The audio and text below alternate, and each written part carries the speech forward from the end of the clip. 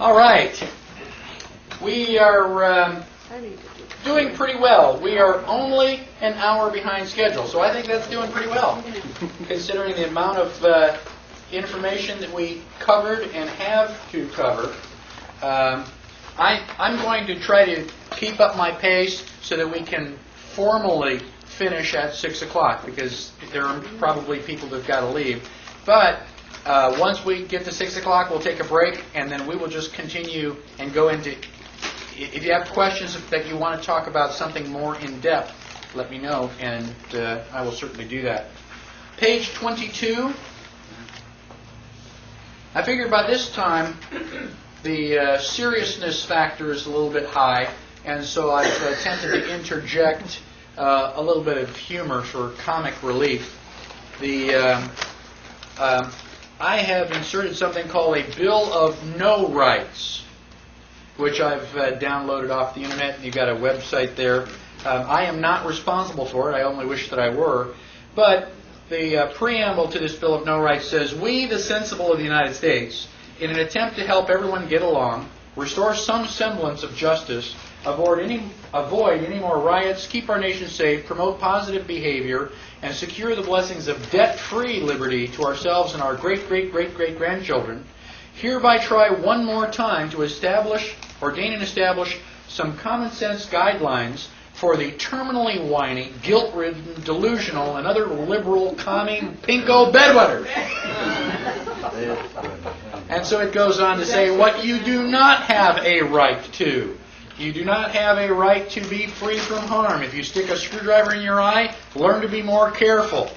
Okay? Do not expect the tool manufacturer to make you and all of your relatives independently wealthy, etc. So you can read that. I think that it's very humorous, and sadly enough, you probably ought to post that for some people. You know. Now, the first 10 amendments are special. They identify unalienable rights, and although Congress may go through the motion of amending them or eliminating them, they may as well just go ahead and shred the whole Bill of Rights. They can do that too, but it doesn't make it valid. Now, there are several additional amendments. The 11th Amendment basically, the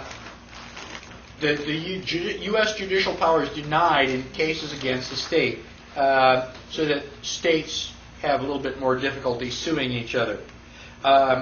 We looked at Article 2 that said the vice president is the guy with the second number of votes, second greatest number of votes. That was changed in 1804 by the 12th Amendment. Now, if you want to find out more about the Electoral College, go to the 12th Amendment. It's a relatively long one. It has a lot of details about who can vote for what and all that other stuff. So that is the process being used today. Now, the 13th Amendment is a little bit more confusing. Depends on which 13th Amendment we are talking about.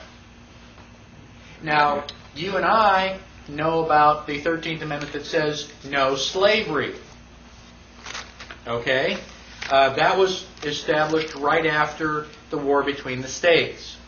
Now, it turns out that there was another 13th Amendment. Now, after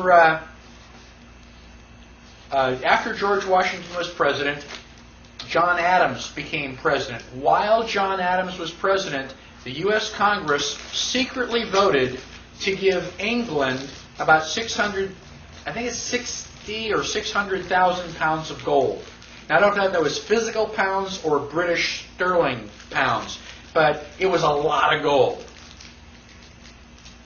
I thought, we won the Revolutionary War. Why are we paying England all this gold? Why are Congress giving all this money in secret? Well, Benjamin Franklin's grandson happened to be a reporter. He found out about it, and he printed the story. What do you think the people at large thought about that? Were they happy? No, I think they had Pennsylvania Avenue filled with torches and pitchforks. They were a little bit upset. And they wanted to, dangle a couple of these congressmen from a long rope.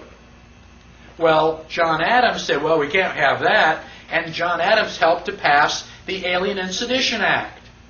Anybody ever heard of the Alien and Sedition Act? The Alien and Sedition Act made it illegal to print nasty stuff about Congress, even if it's true. Don't you know? This is the second president of the United States. We haven't even gotten started yet, and they're already putting up the Alien and Sedition Act. Well, Thomas Jefferson was our third president. Thomas Jefferson's first formal action was to eliminate the Alien and Sedition Act. You can't have freedom of speech and the Alien and Sedition Act. It's one or the other. And so he got rid of the Alien and Sedition Act. Now, they were starting to realize that Congress was being infiltrated by a bunch of lawyers. What does BAR stand for? When you take the BAR exam, what does BAR stand for? British Accreditation Registry. British Accreditation Registry. British Accreditation Registry? So these are the king's men?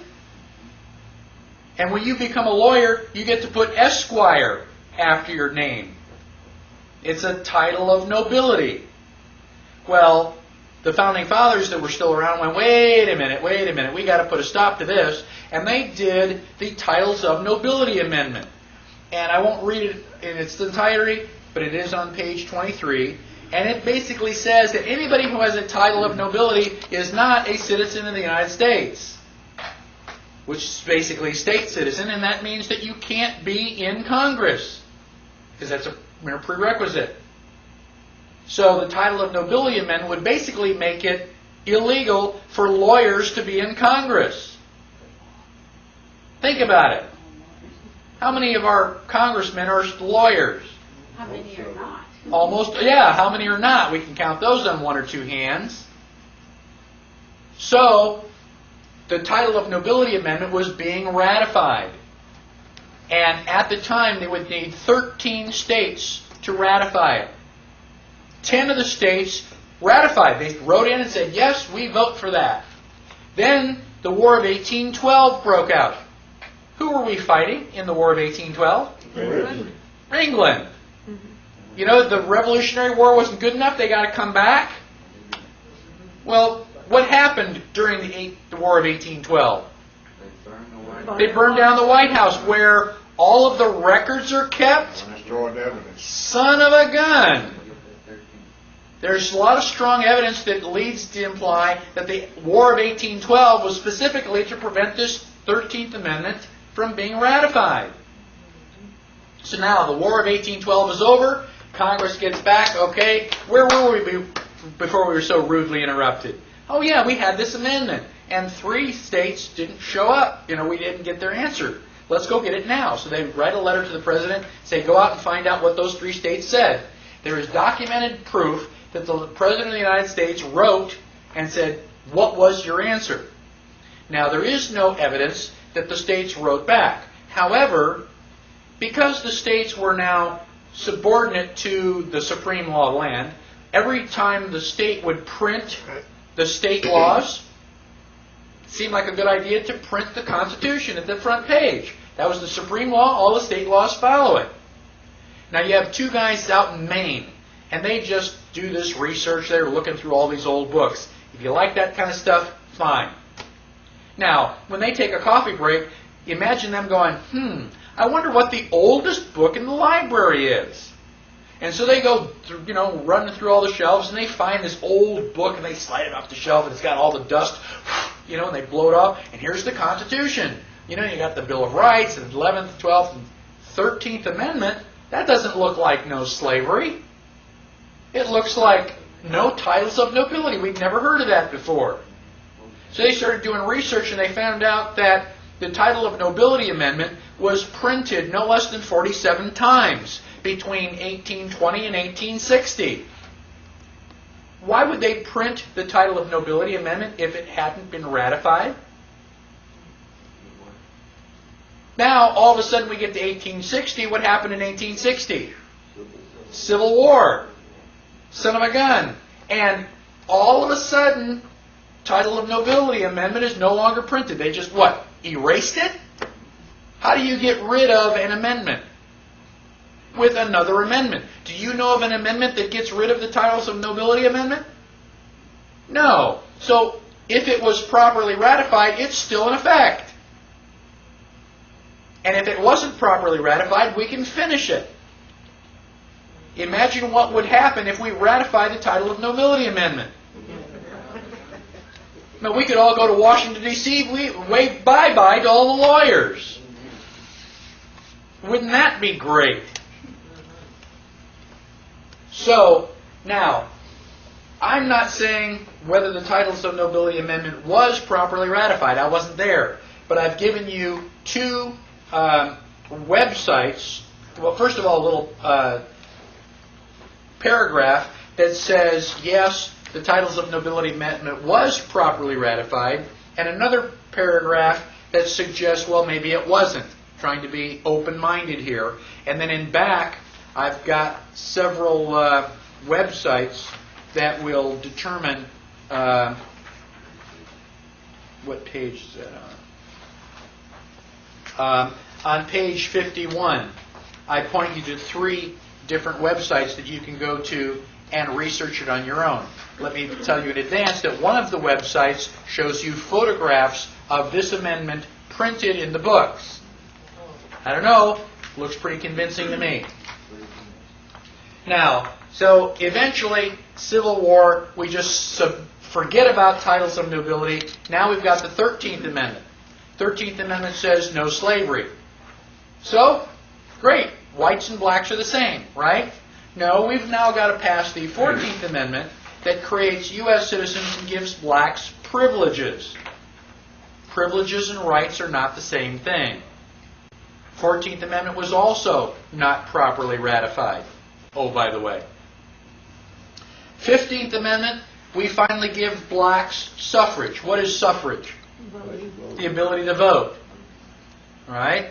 When did women get suffrage? 1920. So girls, now you know how you rate relative to slaves. Well, if we own property, we were able to vote, though. Okay?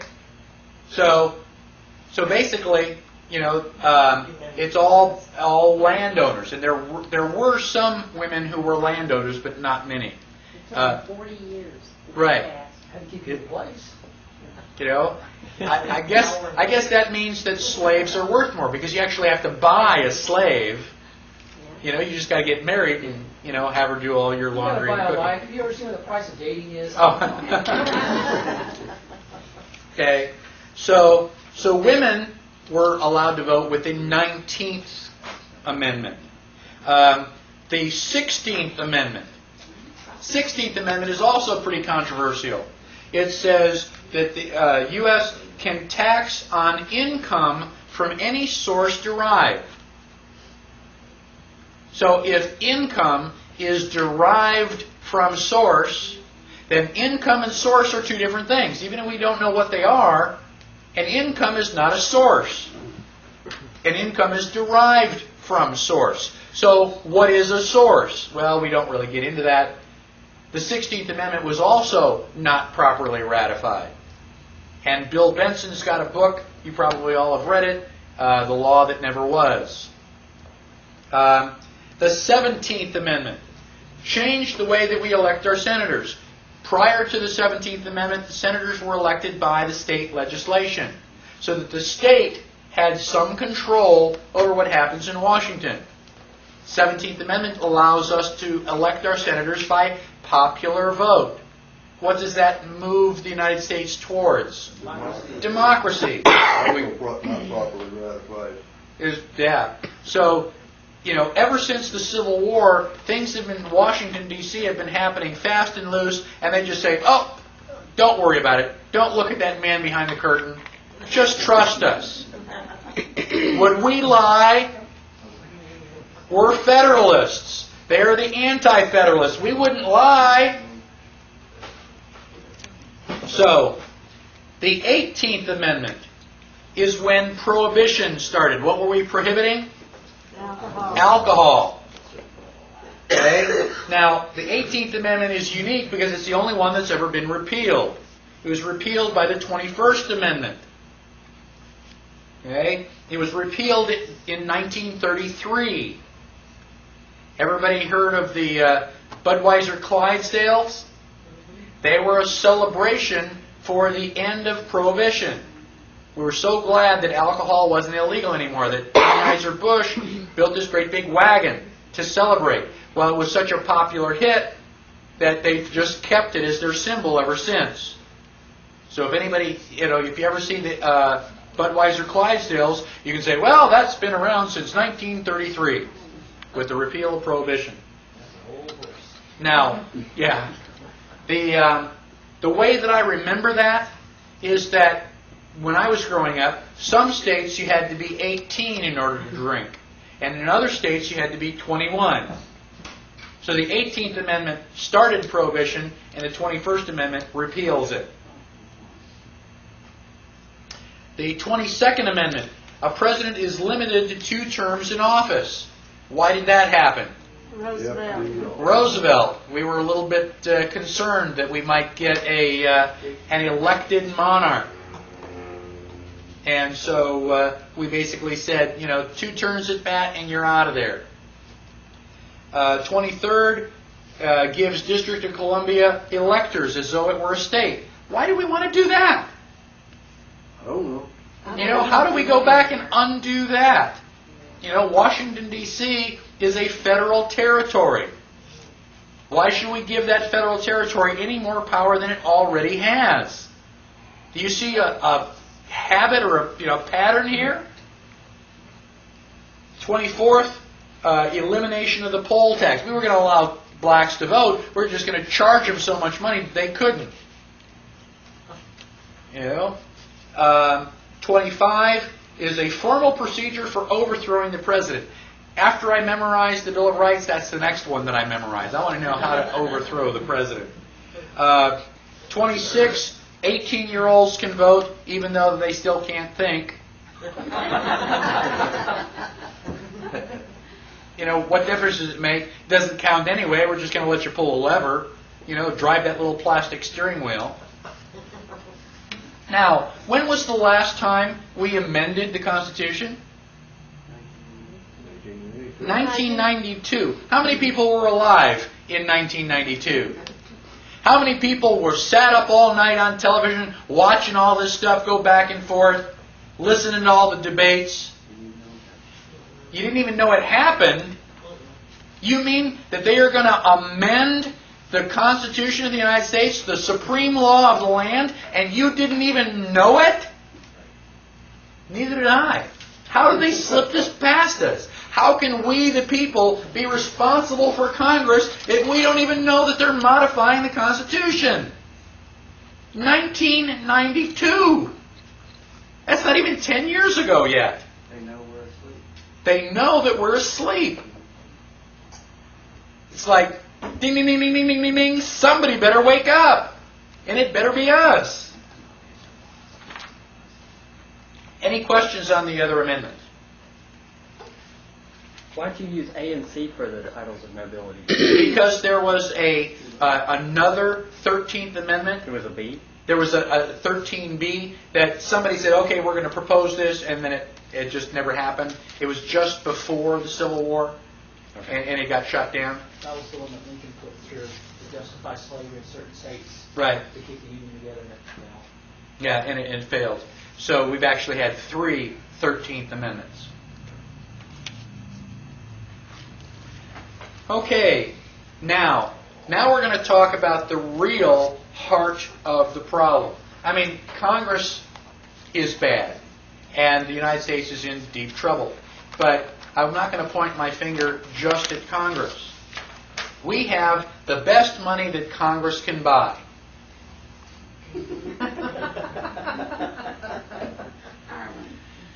Sigh. We're going to talk about legal tender and lawful money, and what is the difference. The real problem is the economy. That's how the Constitution got started. They sent our guys to Philadelphia because the economy was bad. They were suffering from inflation.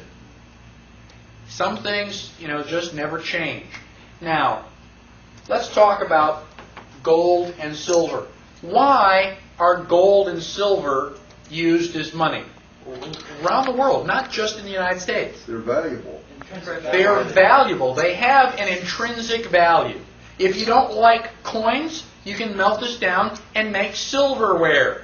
They don't rust and rot. That's where the term came from. Now, not everybody had silverware because silver is, kind of hard to come by.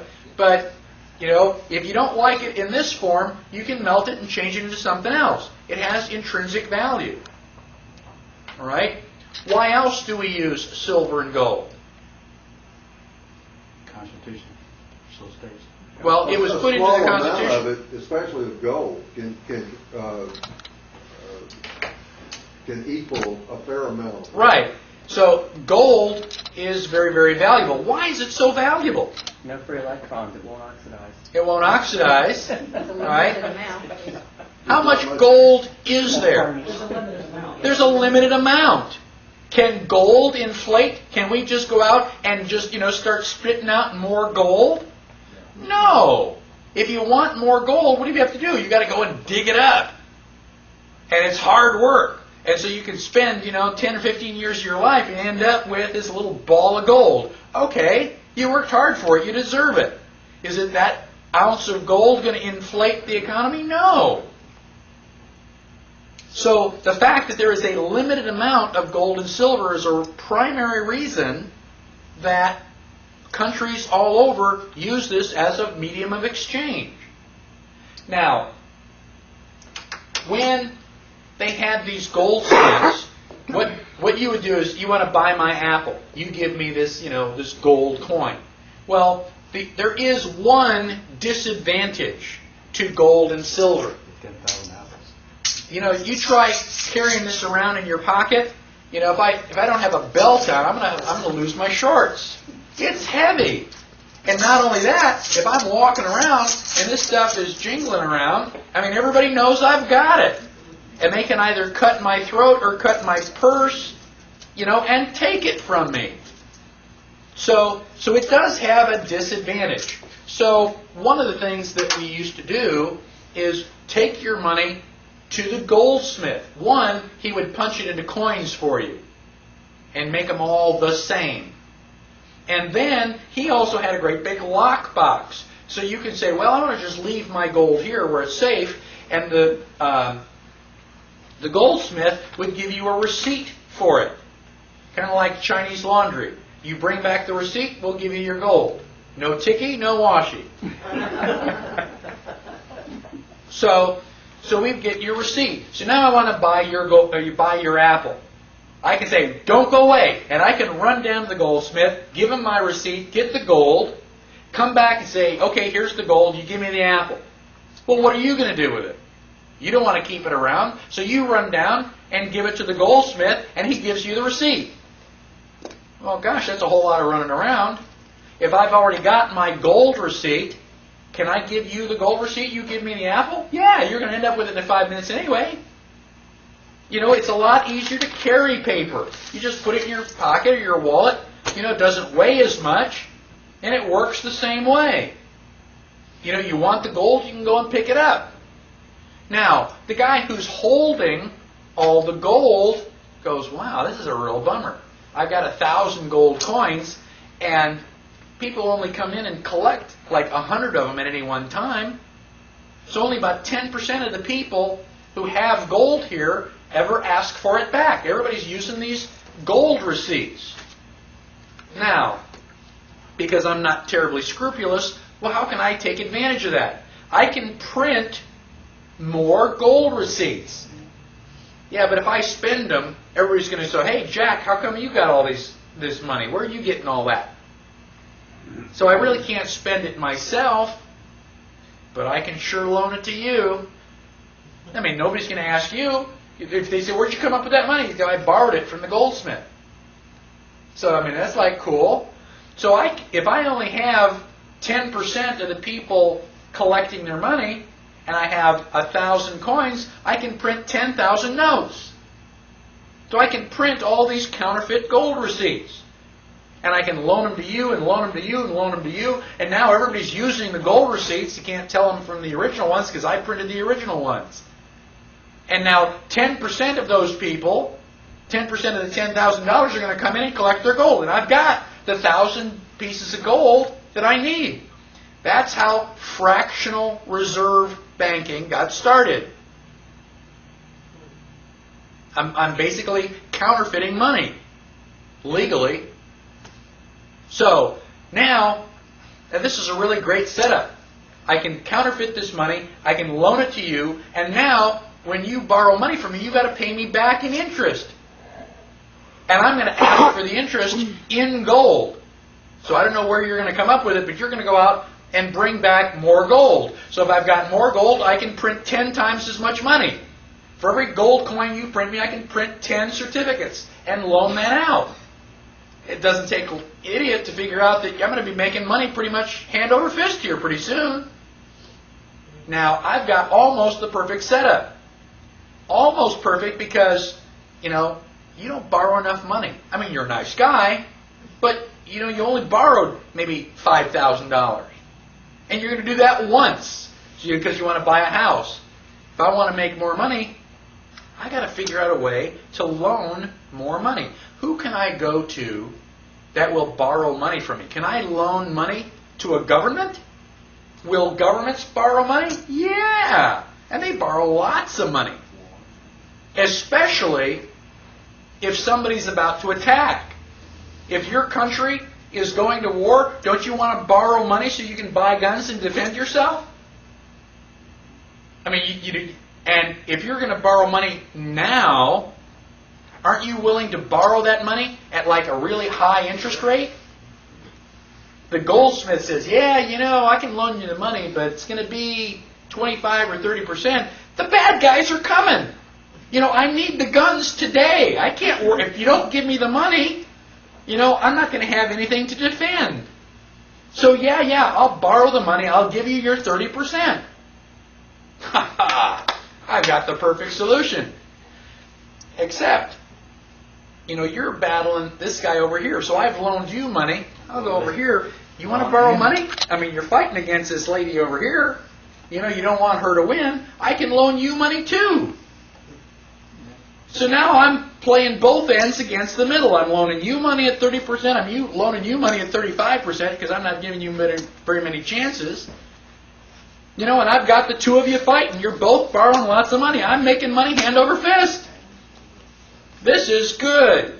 What's the only bad news that I could ever get? The two of you shook hands and decided not to be at war anymore. Oh my gosh, you can't have that. If you stop the war, you're going to stop borrowing money. This sounds like wild, crazy, That's exactly what's going on.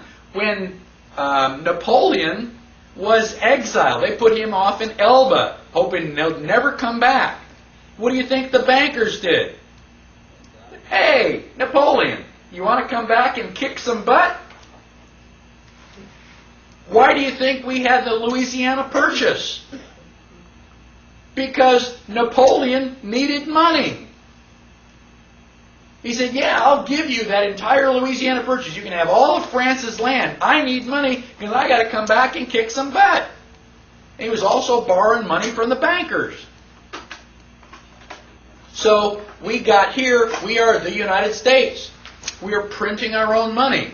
Oh my gosh, we can't have any of that. We don't have any control. If you're making your own money, how can we loan you money? So all through the history of the United States, they've been trying to set up a central bank. Alexander Hamilton was the guy who was trying to get it started. And he did. They called it the first Bank of the United States. And then the contract ran out. And so they brought it back again, and they called it the first Bank of the United States. And then it went away, and they brought it back a third time. This time they called it the second Bank of the United States. So we've had, a central bank several times. Well, Old Hickory, what's his name? Andrew Jackson said, you guys are a den of vipers, and by the strength of God, I'll rout you out. And he threw out all the central bankers, and he killed a central bank for about 75 years. He did a good job of it. not a perfect job, but back in 1913, the central bank came back. What do we call it? Federal Reserve. So they print money out of thin air. You've heard the joke about the woman goes into the bank and says, I can't be overdrawn. I still have checks left. You know, that may be cute, but that's what the Federal Reserve is doing. Prior to 1913, how did Congress get money? They have to beg. They have to come to us and say, we were going to have this big scientific, we need $1 million to study the sex life of the mosquito. What did we say? I don't think so. Like, oh darn. You know, we can't do our pet little project. So then they invent the Federal Reserve Bank. Congress is authorized to coin money and regulate the value thereof. They are not authorized to give that power to somebody else. If I'm a police officer, can I give you my gun and say, would you direct traffic for me while I go to lunch? Can I give you that authority? No, because I can't give you the responsibility that goes with it. We give Congress the responsibility to coin money. We did not give them the authority to give it to somebody else. But they did. Federal Reserve Act is completely, totally, 100% unconstitutional. I don't care how much, it depends on what your definition of is, the president does. It's unconstitutional. So now we've got the Federal Reserve Bank printing money out of thin air. What does Congress do? They borrow money from the Federal Reserve. Did they ask us? No. They just borrow the money. They do their, study on the sex life of the mosquito, and then they turn around to us and go, oh gosh, we've got a national debt. You got to pay taxes. We got to pay our national debt. Wait a minute. They were supposed to ask us before. Now they've invented a system where they can get the money without asking. It is criminal. It is treason. Absolutely treason. Anybody here still think that the government is out to for your best interest? I'm from the government. I'm here to help. Oh yeah? Stand still. Now, one of my favorite quotes is from Ludwig von Mises. Ludwig von Mises says on page 24, the government is the only institution that can take a valuable commodity like paper and make it absolutely worthless by printing on it. Think about it. If you'd given me scrap paper, I could use it for something, but now that you turn it into money, it has no value. Now, money is defined by Black's Law Dictionary. In usual and ordinary acceptation, it means coins and paper currency used as a circulating medium of exchange and does not embrace notes or IOUs, evidence of debt or other personal or real estate. A note is an instrument containing an express and absolute promise of signer to pay a specified person or order. It's a promise to pay. Now, when we started this class, you gave me silver, I gave you a book. That is quid pro quo, Latin for something for something. We do an exchange. So once I've given you something, you've given me something. Once we've done this trade, the transaction is over with. I'm happy, you're happy, leave me alone.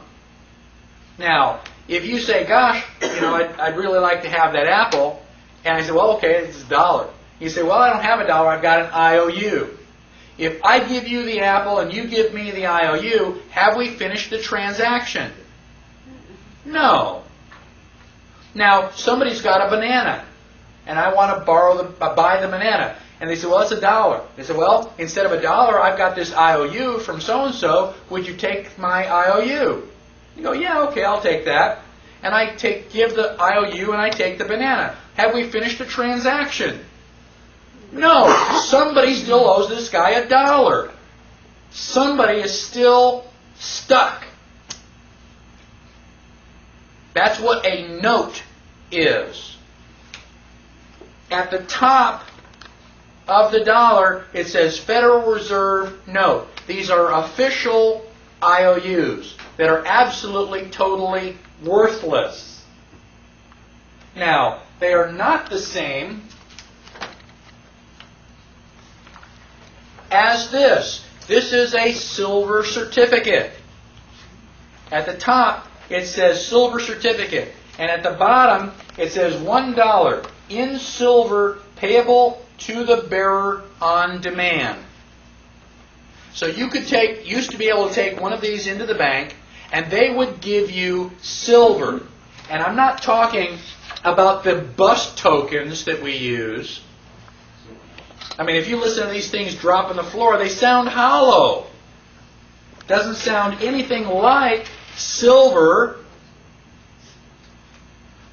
So, basically, this is real money because it can be converted into gold or silver. This is a Federal Reserve note, and it happens to be worth whatever Alan Greenspan says it's worth. It is fiat paper. Now, what I want to do, has anybody not seen silver certificates? I'm willing to pass these around. You're a youngster. I want them back. Now, are they just a collector's item, or are they still considered? I mean, No, this will no, you- always be legal tender, right? You can spend that. Like it's $1. You know, you could spend it like it's $1, but it's worth a whole lot more. I mean, I've got those in plastic. I won't spend it, and I'll give you dollars, but I want that one back. I have Why one not? curled up in my I meant closet. legally, can it be? Yes, legally you can spend it. Now you're not going to find those in circulation because there are a couple 100,000 of us that know the difference, and we'll snatch those out of circulation faster. That's rolled up to me. You How know, about a $2 bill? It doesn't say either. what's that? $2 bill. It doesn't say silver certificate or. Right. I have to check I have a $2 note. I haven't checked that. There were some older $2 bills. Right. A long time ago. that you could read. Okay. Now, It might be the one Kennedy issued. That's in there. okay. Now, I'll negotiable. give you $2,000 for that. $2,000 for what? What is that? One of your silver certificates. Oh. $2,000 bill. Yeah. Well, you want to take that, how about this million? Yeah. Now, negotiable means that we can negotiate about it. If I've got a pile of silver and you've got something that you're going to say, well, how much is it? And we can negotiate. Okay? You can decide whether you want to take it or not. Non-negotiable means you don't have a choice. It cannot be transferred. Not capable of passing title or property by endorsement or delivery. This was the question that you had earlier. If I take your apple and I give you this silver, I'm basically transferring property. This is now your property. The note cannot transfer property. It's just an instrument of debt. It's basically a tally system. You do not own this dollar, even if it's in your wallet. Who owns this dollar? Federal Reserve. The Federal Reserve. It's got a serial number on it and everything. So this is their money. If you go to Avis and you want to borrow one of their cars, you take their car, drive it around for a week, fill it up with gas, bring it back. It's still their car. They're going to charge you money for borrowing it? Yes, that's known as an excise. Rent on the car. The 16th Amendment, the Supreme Court has determined that the 16th Amendment confers no new power of taxation on the Congress. Congress can't do anything now that it couldn't already do before the 16th Amendment. The Supreme Court says all the 16th Amendment does is to establish the income tax as an excise, which means that you are paying rent for using their property. It's like going to Avis. Did you transact business using these? Yes. Well, you got to pay rent and all the paper dollars that you handled. Why do people use the Federal Reserve notes? Don't have much choice. Use no other choice. It's like Henry Ford. You can have your car any color you want as long as it's black. If you have a choice of one, is it a choice? No. So, what do we need? We need some options. So instead of using this, we can use this. This is American Liberty currency, minted by an organization called NORFED, N-O-R-F-E-D, the National Organization for the Repeal of the Federal Reserve. So not only, if you don't want to carry the silver in your pocket, you can carry silver certificates. This is a certificate. It's a warehouse receipt. So if you have this in your possession, you can go in, and for every one of these, they will trade you one of these. This is just a placeholder. Put it in your pocket, just like the goldsmith. Use this instead of that. But if you want this, you can go and pick it up, because they don't print one of these unless they have one of these in circulation or stored in a warehouse someplace. Now you have a choice. You don't have to use these. Now if somebody buys something and they give you this, technically you're obligated to take it. It's not negotiable. This is negotiable. How long have those been out? These have been out for 3 years. There's already $1 million like this in circulation. See, being in business, I never knew that. I wouldn't have Okay. known if somebody came in and gave me. And that's why I'm here to educate you. Okay? It is an option. And every time we use these, we don't have to pay rent on the other guy's stuff. Does it come in? This comes in 1, 5, and 10s. And they're different sizes, so that when you stack them, all the 1s are shorter, the 5s, it's really cool stuff. Gosh, I love it. Lighter than $1? It looks top. I can pass this stuff around. Depends on how much it's Where can for, I I get guess. I mean, Yeah, where can we get it? Okay? One of the places that you can get it is from me. I am a redemption center for NorFed. You can go to norfed.org and you can buy it off the internet. And basically, in the back of your book, in the handouts, it is like the second or third item. Okay, I've got a little flyer for the NorFed, and it explains what it is, what it looks like. It is perfectly legal. We are not violating any laws. So for those of you that don't want to go to jail for not having a driver's license, or go to jail for not paying your taxes, this is something that you can do, which is non-threatening, it's not legal, and you are helping to restore the republic. You said it's not legal. It is legal. It is legal. It's not illegal. It's not illegal. Do the merchants accept it? Some do, some You don't. can negotiate. Now, if a merchant will accept it, they can put a little silver tag. You know how you got American Express, MasterCard, Visa labels on the door? We've got another silver label about the same size that says ALC, American Liberty Currency. And we've got 3 or 4 places in Austin that will accept it. Yeah, they give you a catalog that tells you what merchants, Right. where the redemption centers are. So if you are a business, talk to me. I'll give you a silver certificate, a silver label. You put that on your door, and you're helping us. Now, what do you do when you get it? 2 things. Give it out to people as change. Gosh, what's this? Spend 5 minutes, tell them what it is. Okay, tell them it's silver. In fact, these spend real easy. 0.999 pure. Man, you go into Taco Bell with this, and they go, "Wow, what is that?" It's $20. It's silver.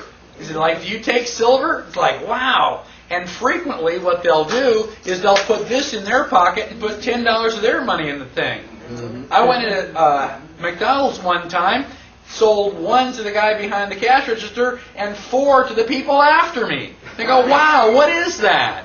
I mean, I had to go out to the car to get more silver. Okay?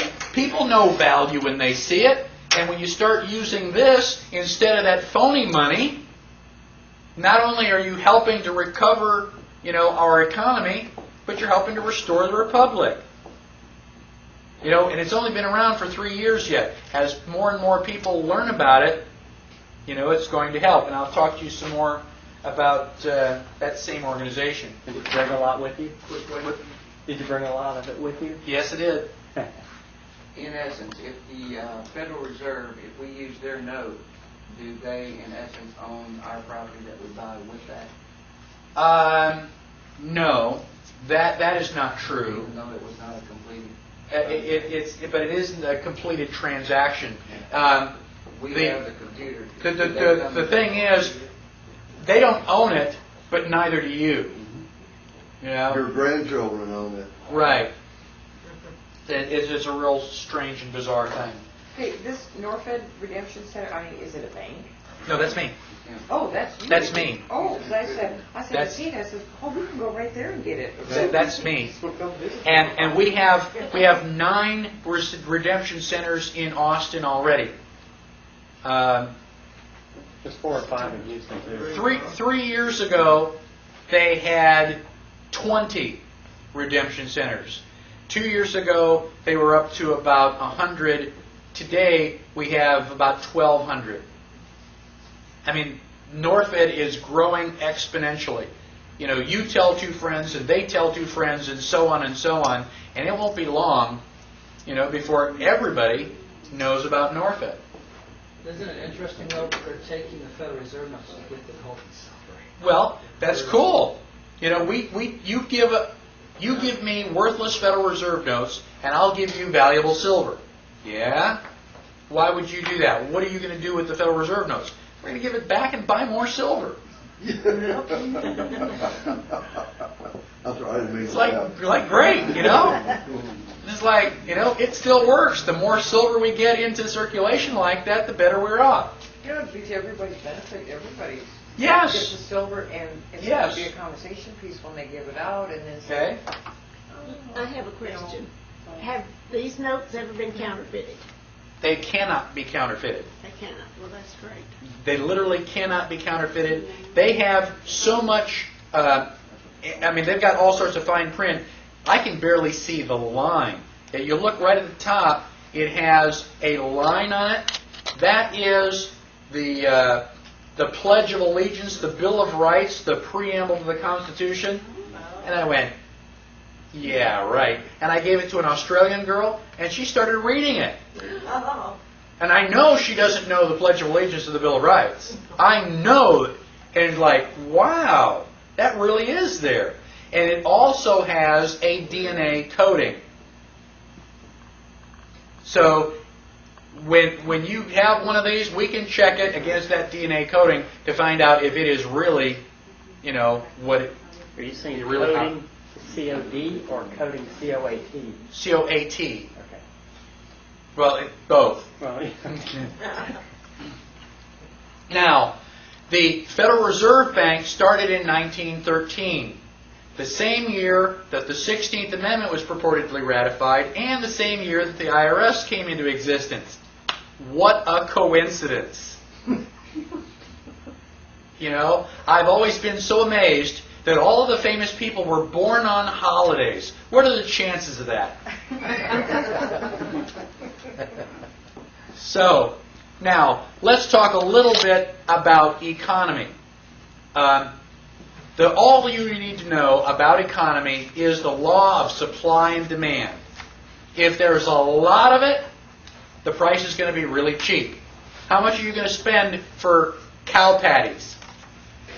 Probably not a whole lot. If I want some, I'll just go out back back 40 and pick some up. Gold, how much is that worth? Well, a lot, because there isn't very much around. Now, the same thing is true about peaches. If I'm a peach farmer and I got 1 million peaches, and I sell my 1 million peaches this year, let's say I sell them at 25 cents a piece. Next year, I try to grow peaches and I've got rain and frost and all sorts of weather problems, and I only have 500,000 peaches. How much are peaches going to be at the market? About 50 cents. The price is going to go up. So you've got good years and bad years. You know, this is called market flow. And if people decide they don't want peaches anymore, then the price is going to go down. This is a normal, healthy economy. It's a free market economy. The people set the price based on what they're willing to pay. Now, we got the Federal Reserve that comes in and says, hey, this bad years, good years, bad years, good years, that's got to stop. We want to have just like a smooth, steady, flow. So we're going to set up the Federal Reserve so that we eliminate inflation and deflation. Oh, really? Okay. So what happened in 1929? The stock market crash. I thought the Federal Reserve was supposed to fix that. I thought it was supposed to prevent that. Ugh. Okay? So let's talk about money. When we talk about money, frequently we refer to it as the blood of the economy. Excellent, excellent metaphor. Because it circulates. If I buy something for $1 and he buys something, he buys something, he buys something, and then they buy it for me, that $1 bill has gone around through all of us and basically is just an exchange. Just a placeholder. What happens if you have too much blood and your blood pressure goes up? Is that good for you? No. What happens if you accidentally slice your wrist and you start to lose blood? Is that good for you? No. There's a certain range. Too much is not good, not enough is not good. There's a certain limit in the middle where you need to have, in order to have a healthy body. Same thing is true of money. Too much or too little, and your economy is going to be in trouble. I'm going to oversimplify this, just so that, nobody can miss it. Let us pretend for the next 10 minutes that the only thing to buy or sell in the United States are bales of hay. Everything else you just kind of grow yourself. The only thing we're going to buy or sell are bales of hay. There are exactly 1 million bales of hay. There are also exactly 1 million paper dollars. How much is a bale of hay? $1. The dollar is worthless. It's just a representation of the bale of hay.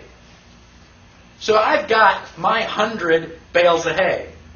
But I've only got 1 cow. There's no way that my cow can eat all that hay before it goes, rotten. And plus, I got a little tiny apartment. I don't have a place to store 100 bales of hay. Where would I sleep? So what I'm going to do is I'm going to sell my 100 bales of hay, and I'm going to end up with $100. Isn't that great? So now, $100, I can put that in my pocket. I can carry it. Or I can go home, open up the safe, put the money in the safe, take out my trusty rifle, lock the safe, turn on the security alarm, and sit on the couch all night. And I'm wide awake because I've been drinking coffee. I am just one wired so-and-so. And I'm going to protect my $100. Now, overnight, the Federal Reserve decides to print and distribute another 1 million paper dollars. So I wake up, the sun comes up, it's breakfast. Now there are 2 million paper dollars and still 1 million bales of hay. How much is a bale of hay? Bale of hay is worth $2. Bale of hay is worth $2. I go into the safe and I bring out my $100. How many bales of hay can I buy? 50. So without triggering the alarm, without walking past me and my rifle, without even opening up my safe, the government has stolen 50% of my buying power. That is why inflation is evil. Because they're stealing from you and you don't even know it. How did we get into trouble in the first place? Why did we write the Constitution? Because each of the colonies was printing money. They were suffering from inflation. After World War I, Germany had a 5,000% inflation rate. Whatever cost you $1 in January cost you $50 in December. When I was a boy, my mother told me that you would walk around with a shopping bag full of money. Why? Because you're rich? No, because the money is worthless. It cost you $1 million to go and buy the groceries. And you say, oh yeah, but that was back, World War I. That's before my time. Ever go to Mexico? You go down and buy a hamburger and fries in Mexico, it's going to cost you 77,000 pesos. Oh my gosh, and you get your calculator out and you go, oh, that's $8. Why are pesos worthless? Because Mexico has been inflating their money. If you walk around, you see a peso on the ground, you don't even pick it up. It's not worth the time to bend over. Oh, but wait a minute, there's a washer on the ground. I'll pick that up because I may be able to use that. So it can't happen here. Ever since 1913, the Federal Reserve has been printing money, printing money, printing money. Where did it go? How come we're not knee-deep in dollar bills? Federal Reserve, IRS has been stealing Because it they're back. putting it in on one end and taking it out every April 15th. What does it cost them to put it in? Nothing. They print the money out of thin air. And they put it into circulation. How do you get it? You work your butt off. You work hard. You go, okay, I've got it. And the IRS comes along and say, okay, we're going to take 40%. Thank you very much. The IRS does not pay for roads, hospitals, and national defense. It's a lie. They're just a vacuum cleaner to suck out all the paper so you don't realize that your money isn't any more worthwhile than Mexico's. And they've been doing it since 1913. If I have a bucket and I pick a hose and I start pouring water into the bucket, what's going to happen about 1 or 2 minutes from now? Overflow. It's going to overflow. Well, if I punch a hole in the side of the bucket and I'm standing here pumping water in and talking and just holding the hose and filling up the bucket, how long is it going to be before you go, wait a minute, how much are you going to fill up that bucket? How are you doing that? Doesn't it occur to anybody that that bucket should overflow sooner or later? How much money does the Federal Reserve have to pump in? How much money does the IRS have to take out before you go, wait a minute, something's wrong? We have to regain control of our economy. If we don't regain control of our economy, we are sunk. End of story. I'm going to take a 10-minute break, and then we'll come back and talk about deflation.